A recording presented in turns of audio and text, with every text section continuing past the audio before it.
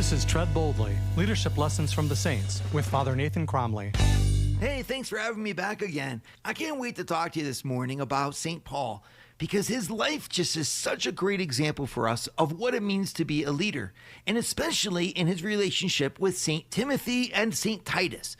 These two in particular, Paul refers to as his sons, and they indeed had traveled with him for many years. And I'm really fascinated about their relationship with St. Paul because in a real way, they represent the ones to whom St. Paul left his legacy. And as a priest who works with people of business, I'm amazed at how frequently I find folks who have dedicated their lives to doing amazing things and have grown to be people of skill and wisdom, and who find themselves towards the end of their careers looking back with no one interested in what they've learned. It's a really sad statement, but it happens frequently. You've succeeded. You have gone to the schools. You have fought the great battles. You have made a successful company or a successful career. And in the end, you wonder what it's all for. And if you find yourself in that situation, well, you can find yourself very much akin to someone like St. Paul. Here, he had gone through more adventures than most of us live in our lives. He had traveled thousands of miles, crossed over mountains, treaded through swamps. He had lain by the side of the road, faced dangers from the animals, faced dangers from persecution, he'd been imprisoned, he had been whipped, all these things. Then he wrote literally half of the New Testament. I mean, the man had so much experience. He had spoken to kings. He had spoken to the peasants. He had been convincing with philosophers, and he had been convincing with average people on the streets. St. Paul was so intelligent and had so much to offer the world. To whom would he pass it on? And we find it, in fact, in the Bible, St. Paul tells us to whom. It's especially to St. Timothy and to St. Titus.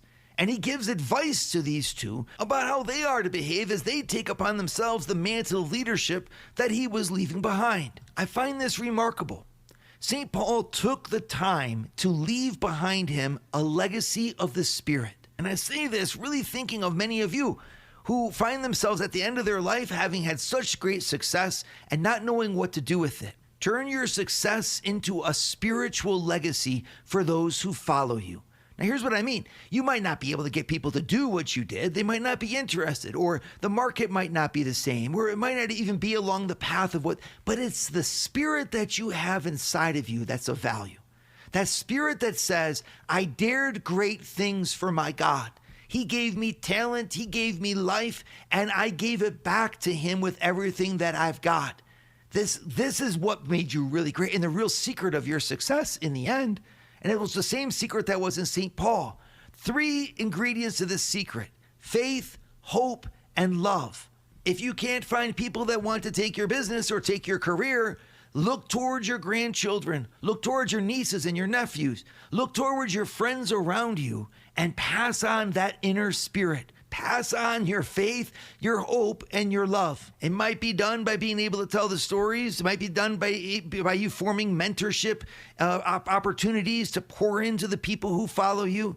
But it might also be done by you suffering through the sadnesses and heartbreaks of your life and your later careers with your heads held high. It might be by prayer and fidelity to Christ, and by going to church and receiving the sacraments and staying faithful to him. But the fact is, every single one of you who is a senior, every single one of you who has reached the stories of success in any way, shape, or form, has eyes upon you. They're looking to see what comes after success, or what comes after failure. Whether success or failure, what comes next is the most important thing. And that is you letting everyone know why you did it. What was driving your heart? The real deep motivations that made you fight and that brought you to be the leader that you are. And for all of you who are Christian, that have been speaking about God and witnessing by your prayer and your life and your faithfulness to his commandments to who he is. St. Paul did just that. In his second letter to St. Timothy, the last letter that he wrote, he said, I have run the race, I have fought the fight, I have kept the faith. He was saying that his death was not the end, that his end was found in God, and that those who followed in his footsteps and learned from him would live for God like he did. This is the legacy of St. Paul, to face the future and tread boldly. Yeah, I love that. Father Nathan Cromly.